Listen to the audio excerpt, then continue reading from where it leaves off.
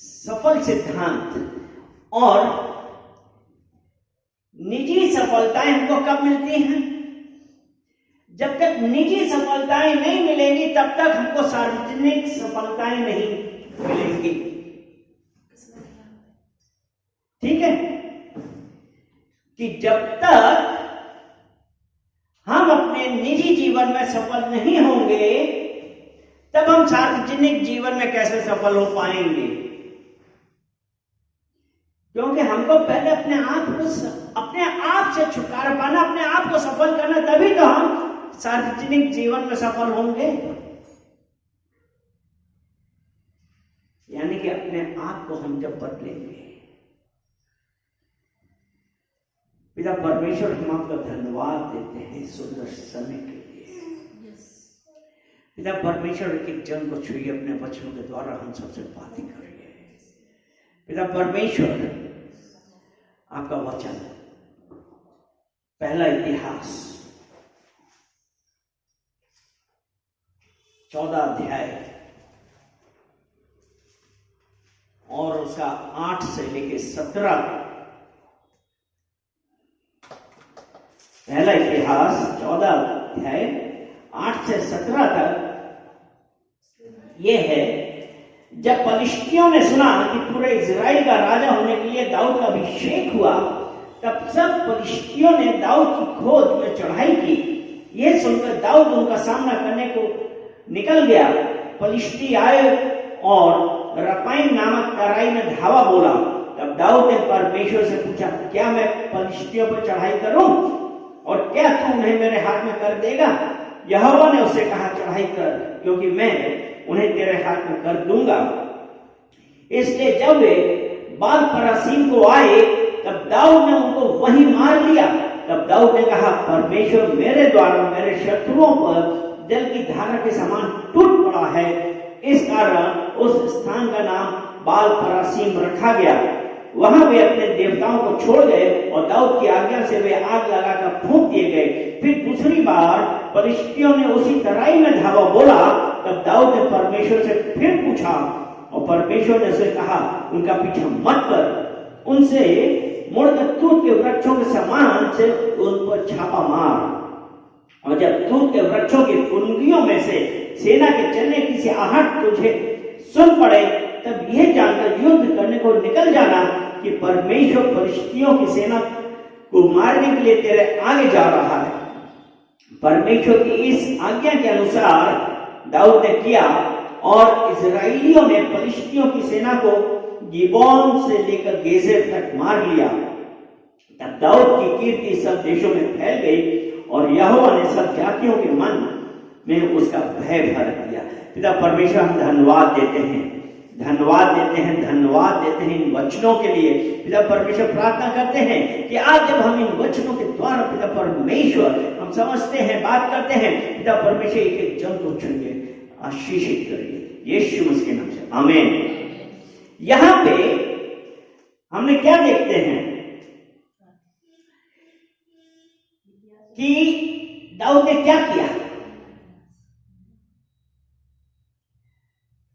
दाऊद परमेश्वर के सामने दीन हुआ। यहां पे क्या है कि दाऊद परमेश्वर के सामने दीन हुआ। और दीन कब हुआ? जब उसने अपने अहंकार को त्याग दिया। जब हमारे अंदर अहंकार होता है, घमंड होता है, तब हम दीन नहीं हो सकते हैं। लेकिन दाऊद ने अहंकार को त्यागा, अपने घमंड को छोड़ा, तब वो दीन हुआ। जब वो दीन हुआ, जब हम दीन होंगे तब हमको क्या मिलेगा? स्पिरिचुअल ब्रेक थ्रू, आत्मिक उन्नति। ठीक है ना? जब हम दीन होंगे तभी तो हमको आत्मिक सफलता मिलेगी। और दाऊद ने वही किया कि वो घमंडी से विनम्र हुआ। प्रभु के सामने स्वयं को नम्र करने के द्वारा दाऊद ने क्या किया? उसे आत्मिक सफलता का अनुभव हुआ। आज हम में से कितने लोग हैं कि हम नम्र होना नहीं चाहते, दीन होना नहीं चाहते हैं, तो हमको आत्मिक सफलता नहीं मिलेगी, क्योंकि घमंड हमारे अंदर है। हम अपने अहम में रहते हैं। और यहां पे दाऊद, और यहां पे एक चीज और देखने की वाली बात है कि उसका घमंड कहां से आया। अगर इसी का 3 वचन पढ़ते हैं, पहला इतिहास 14 उसका 3 में देखें, यरूशलेम में दाऊद ने और स्त्रियों से विवाह कर लिया और उनसे और बेटे बेटियां उत्पन्न हुई। दाऊद ने स्त्री से विवाह किया, इनकार किया, और मतलब यह था ना कि जिसे मनाया उसने शादी की, विवाह किया, मैं राजा हूं। और ऐसा करके उसने क्या किया? परमेश्वर की आज्ञा का उल्लंघन, परमेश्वर की आज्ञा का उल्लंघन। क्या परमेश्वर की आज्ञा ना मानने से क्या हम आशीषित होते हैं? नहीं होते हैं, क्योंकि परमेश्वर ने व्यवस्था विवरण उसका 17 अध्याय और 14 से 17 तक इसमें राजा के लिए लिखा है। राजाओं से संबंधित आदेश, व्यवस्था विवरण 17 अध्याय 14 से 17। लेकिन यहां पे वो है ना कि मैं सब जातियों के समान मैं भी अपने ऊपर राजा ठहराऊंगा, लेकिन 17 का 17 जब पढ़ते हैं, और वह बहुत स्त्रियां भी ना रखे। यहां पे परमेश्वर का वचन है कि जो वो राजा है वो बहुत सी स्त्रियां ना रखे। ऐसा ना हो कि उसका मन यहोवा की ओर से पलट जाए और ना वह अपना सोना रूपा बहुत बढ़ाए। यानी कि बहुत सी स्त्रियां ना रखे और अपनी दौलत वगैरह के वो घमंड ना करे। ऐसा ही अगर हम पहला राजा देखते हैं, उसका 11 अध्याय, पहला राजा 11 1 से 6 तक हम देखते हैं। उसकी हेडिंग है सुलेमान का पतन। और उसने भी क्या किया था? उसका एक वचन पढ़ते हैं, परंतु राजा सुलेमान फिरौन की बेटी और बहुत सी विजातियों स्त्रियों से जो मोआबी, अम्मोनी, एदोमी, सिदोनी और हित्ती थी, प्रीति करने लगा। वे उन जातियों की थी जिनके विषय में यहोवा ने इस्राएलियों से कहा था, तुम उनके मध्य में ना जाना और ना वे तुम्हारे मध्य में आने पाए। वे तुम्हारा मन अपने देवताओं की ओर निसंदेह फेरेंगे। उन्हीं की प्रीति में सुलेमान लिप्त हो गया। और उसका 6 वचन देखते हैं। इस प्रकार सुलेमान ने वह किया जो यहोवा की दृष्टि में बुरा है, और यहोवा के पीछे अपने पिता दाऊद के समान बुरी रीति से ना चला। यानी कि परमेश्वर ने राजा को बोला एक स्त्री रखना, लेकिन दाऊद ने क्या किया? सुलेमान ने क्या किया? लेकिन यहां पे क्या हुआ? जब हम पहले इतिहास 14 में पढ़ रहे हैं,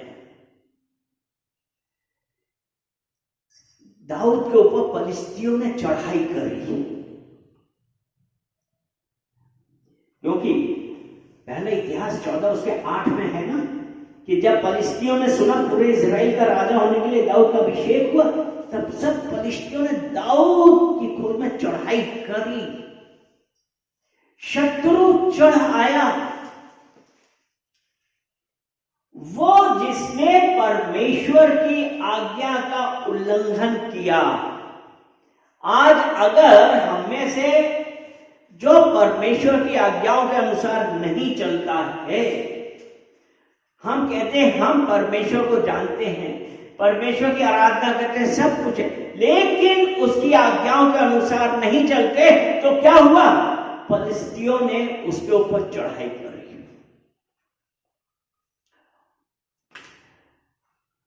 यह सुनकर दाऊद उनका सामना करने को निकल गया। और उसके बाद जब हम देखते हैं, लेकिन दाऊद जब परमेश्वर को मानता था, उसने क्या किया? उस वक्त अपना अहंकार त्याग दिया। जो घमंड था कि मैं ऐसा हूं, मैं वैसा हूं, उसने क्या किया? वो दीन हुआ। क्या हुआ? वो दीन हुआ। और 10 वचन में तब दाऊद ने परमेश्वर से पूछा, क्या मैं फिलिस्तियों पे चढ़ाई करूं और क्या तू उन्हें मेरे हाथ में कर देगा? यहां पे दाऊद दीन हुआ। दाऊद दीन हुआ और वो परमेश्वर के पास आके कहता है, क्या मैं फिलिस्तियों के ऊपर चढ़ाई करूं? आज जब हम दीन होंगे, उसने अपना घमंड त्यागा। उसने पूछा तो निजी सफलता के लिए, निजी सफलता के लिए स्वयं को दीन करना पड़ेगा। और निजी सफलता के लिए वो क्या हुआ? दाऊद दीन हुआ। और वो परमेश्वर से पूछ रहा है, क्या मैं फिलिस्तियों पे चढ़ाई करूं? आज हम दीन हो गए जब हम उन शैतान से कहेंगे, परमेश्वर से कहेंगे, क्या मैं उनके ऊपर विजय पाऊंगा? दीन होना सीखिए। और जब वो दीन हुआ,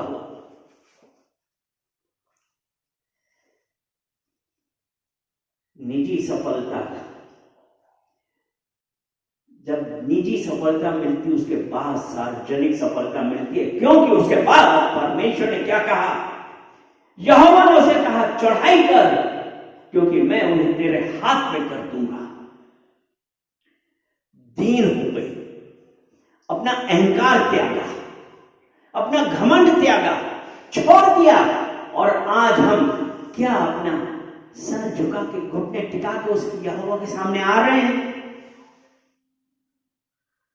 यहोवा के सामने आइए। प्रॉब्लम्स जो कुछ भी है, परमेश्वर ने का वचन, चढ़ाई कर, क्योंकि उन्हें मैं तेरे हाथ में कर दूंगा। निजी सफलता सार्वजनिक सफलता से पहले आती है। आज वही हमको अगर चाहिए तो पहले हम अपने ऊपर, आज जब हम किसी भी आदतों से हैं, उन सब को छोड़े दीन होकर परमेश्वर के सामने आइए। याद रखें कि सफलता का लक्ष्य हमें यह सिखाता है कि परमेश्वर हमारे जीवन में कैसे काम करता है। हमको सफलता कब मिलती है? जब हम ये जानते हैं कि परमेश्वर हमारे जीवन में कैसे काम कर रहा है, कि परमेश्वर हमारे जीवन में कैसा काम करता है। हम कभी सोचते हैं नहीं, हमको तो सिर्फ फायदा चाहिए। और व्यक्तिगत सफलता, मतलब जो अभी हमने व्यक्तिगत सफलता बताई ना, कि जो हमें स्वयं की सफलता होती है उसके बाद ही हमको आत्मिक सफलता मिलती है। तो व्यक्तिगत सफलता का लक्ष्य यह है कि परमेश्वर हमें इस बारे में अधिक समझ प्रदान करे कि वह कौन है। व्यक्तिगत सफलता यानी कि हमें सफल होने के लिए हमारा क्या होना चाहिए? कि परमेश्वर हमें इस बारे में समझाए, हमें समझ में आए कि वो कौन है और कैसे काम करता है।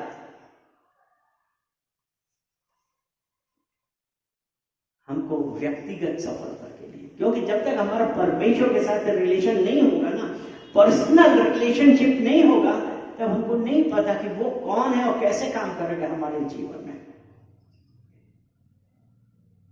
यिर्मयाह 9 अध्याय और उसका 23 और 24 पढ़ेंगे।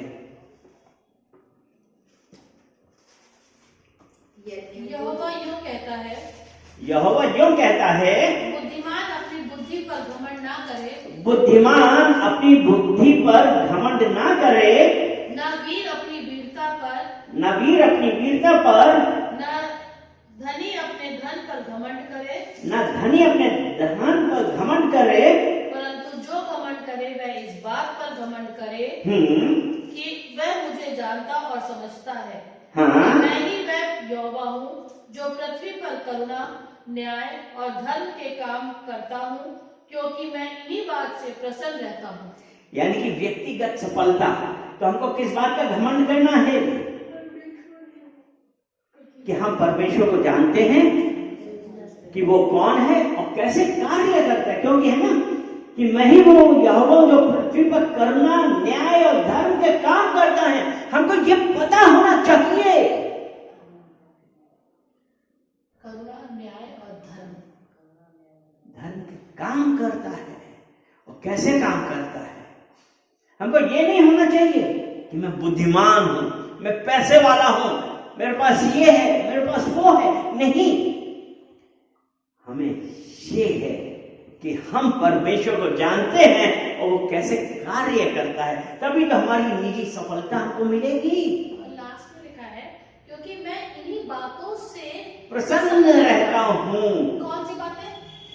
कि वो क्या कर रहा है? करुणा, न्याय और धर्म का काम करता है। क्योंकि हमने पहले एक ये जान लिया, अभी हम अपनी बुद्धि, अपने पैसे, किसी चीज पर घमंड नहीं कर रहे हैं, परंतु हम किस बात पे घमंड कर रहे हैं? कि हम परमेश्वर को जानते हैं और परमेश्वर कैसे कार्य करता है ना। जब हमको ये पता है कि हमने अपनी व्यक्तिगत सफलता, अपनी वो सब छोड़ के हम दीन होके जब परमेश्वर के पास आए और हमने ये कहा कि परमेश्वर करुणा, न्याय और धर्म का काम करता है, यानी कि परमेश्वर कैसे काम करता है, तो परमेश्वर इस बात से प्रसन्न हुआ कि मेरा दास और मेरी दासी को यह पता है कि परमेश्वर कौन है और कैसे कार्य करता है।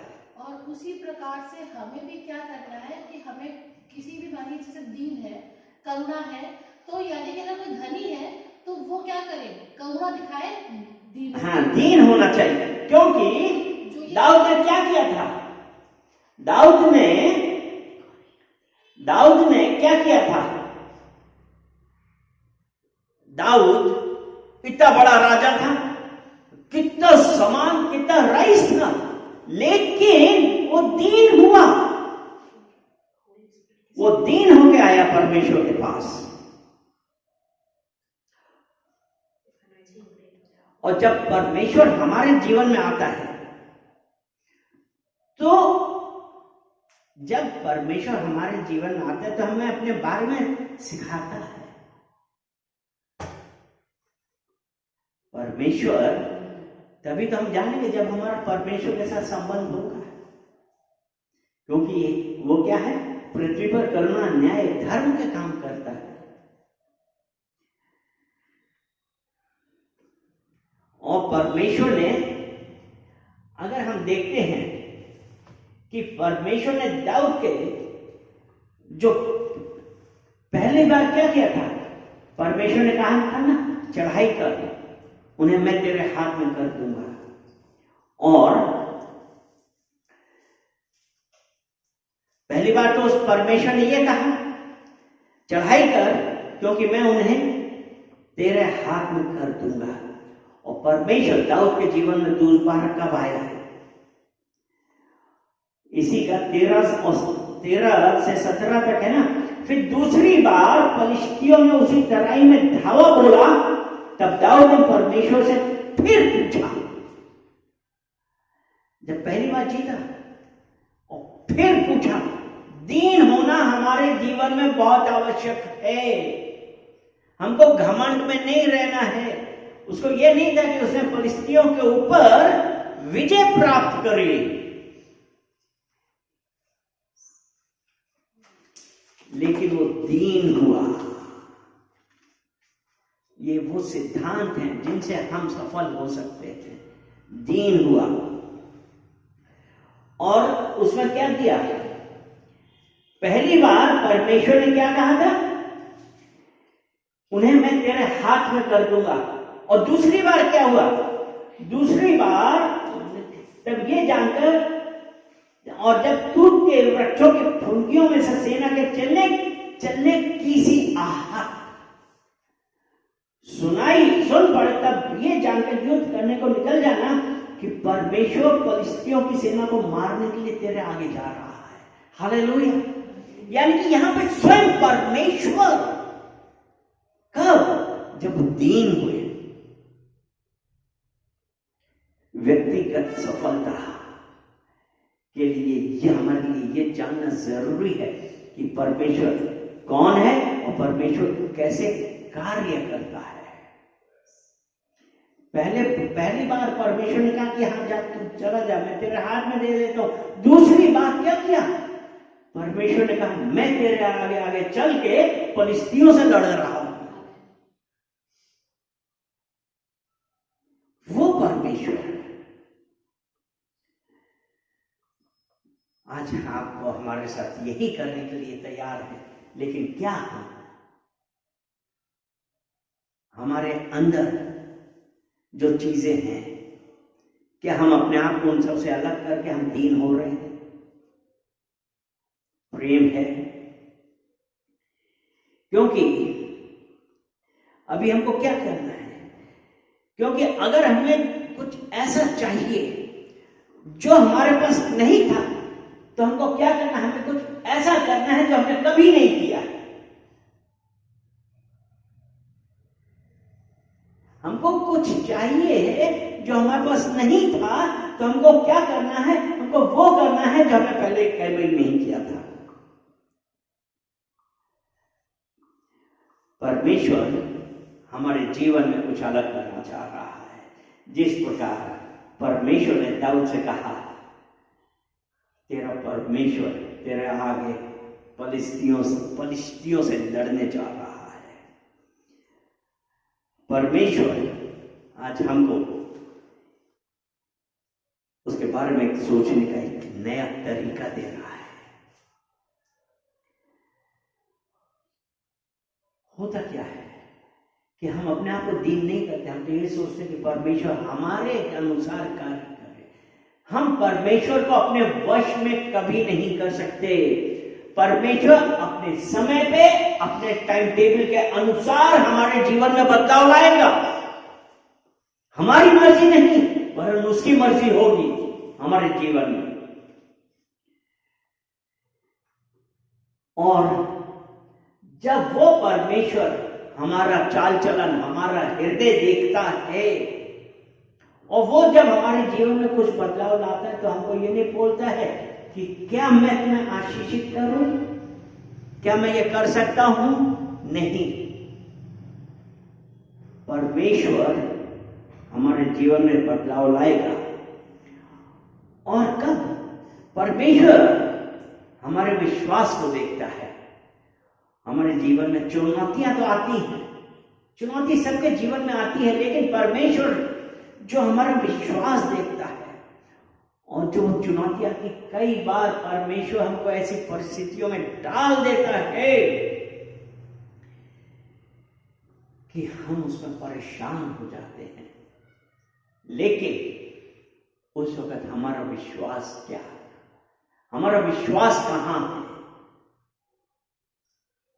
हमें जीवन में आती है ना परिस्थितियां, ऐसी चुनौतियां आती हैं, हमको कुछ नहीं दिखाई पड़ता है, लेकिन परमेश्वर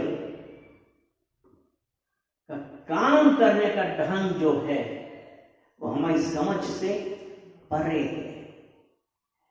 यशायाह 55 उसका 8 और 9, क्योंकि यहोवा कहता है मेरे विचार और तुम्हारे विचार एक समान नहीं, ना तुम्हारी गति और मेरी गति एक सी है, क्योंकि मेरी और तुम्हारी गति में और मेरे और तुम्हारे सोच विचारों में आकाश और पृथ्वी का अंतर है। परमेश्वर का कार्य करने का ढंग हमारे ढंग से अलग है। तो वो जो चुनौतियां आई हमारे जीवन में, परमेश्वर हमको निकालना है उससे। हमें जीवन में आती हैं चुनौतियां, लेकिन परमेश्वर के काम करने के तरीके के बारे में हमारी समझ को भी चुनौती देती कि परमेश्वर ने कैसा किया। और जब वो ऐसा करता है तो परमेश्वर क्या कर रहा है, हमारे अंदर हमारी अंतर्दृष्टि, हमारी इंसाइट उसको दिखाने की कोशिश कर रहा है। और ये देखिए कि परमेश्वर हमको क्या सिखाने की कोशिश कर रहा है। परमेश्वर हमको क्या सिखाने की, यानी कि वो हमको क्या सिखा रहा है, ऐसी परिस्थितियों में क्या सिखा रहा है, ये चुनौतियां आई, परमेश्वर हमको क्या सिखा रहा है। परमेश्वर हमको विनम्रता, हम्बलनेस, और हमको सिखा रहा है कि हम उसके ऊपर निर्भर रहें, परमेश्वर के ऊपर निर्भर रहें और उसके वादों पर भरोसा करने सीखें कि उसने जो प्रॉमिस किया है वो होगा। परमेश्वर हमको ये सिखा रहा है। परमेश्वर हमारे जीवन में कार्य कर रहा है, बस ये है कि हम उसके वादों पर खरा रहे, उसके वादों पर विश्वास करना सीखे। हम विनम्र, हमको अपने घमंड में नहीं रहना है।